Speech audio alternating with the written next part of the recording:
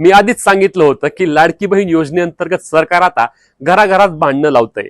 का भांडणं लावतंय तर बघा, आता लाडकी बहीण योजनेची छाननी प्रक्रिया किंवा पडताळणी सुरू झाली. आता ही पडताळणी कोणाची होती तर ज्यांना जून आणि जुलै महिन्यापासून पैसे आले नाहीत त्या 26 लाख महिलांची आता पडताळणी होतीये. आता ही पडताळणी करतंय कोण तर अंगणवाडी सेविका.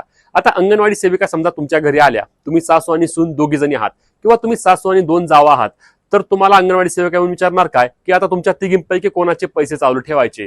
छोटी सून म्हणणार माझे ठेवायचे, मोठी सून म्हणणार माझे ठेवायचे, सासू म्हणणार नाही नाही नाही पैसे माझेच ठेवायचे, नाही तर तुम्ही दोघी माझ्या घराच्या बाहेर. आणि शेवटी त्या तिघी भांडण करणार, भांडण करून पुन्हा एक होणार आणि एक होऊन काय म्हणणार माहितीये का अंगणवाडी सेविकांना, तुम्ही कोण आमचे पैसे बंद करणारे, आम्हाला पैसे सरकार देतंय, तुम्ही आमचे पैसे बंद केले तर आमच्या एवढं वाईट कोणी नाही. आणि मग आता अंगणवाडी सेविका म्हणतात कशी आम्ही ही छाननी करू कशी.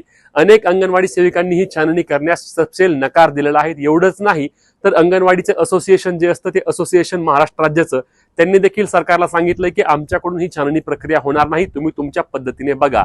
परंतु यामध्ये पुन्हा अडचण ह्या लाडक्या बहिणींनाच येणार आहे, कारण जर पडताळणी झाली नाही तर पैसे मिळणार कसे. अनेक अंगणवाडी सेविका म्हणतात विनंती अर्ज आमच्याकडे आलेच नाहीत आणि अशा पद्धतीने लाडकी बहीण योजनेअंतर्गत मोठ्या प्रमाणावर अडचणी बहिणींना येत आहेत.